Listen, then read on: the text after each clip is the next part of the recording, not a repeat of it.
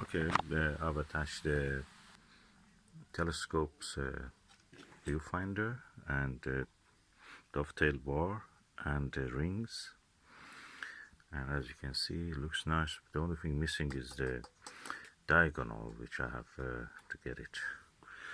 And eyepieces are really impressive. I'll show you the eyepieces. If you want to know, Orion and the Skywatcher owned by the Chinese company Sinta, which makes the quality products of telescopes and such. Oh, look at that puzzle.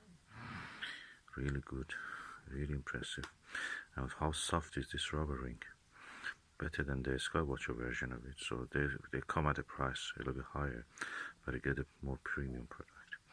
The same company makes the same manufacturing, the same thing on the same factory line, but better quality for better pay.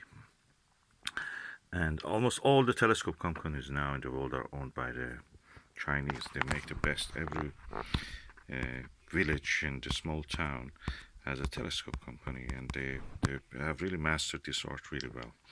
They're enthusiastic about the Western civilization and all the achievements of us, and they want to excel in that field. And yeah, because of the Chinese, the world is a richer place for everyone. Thank you, China.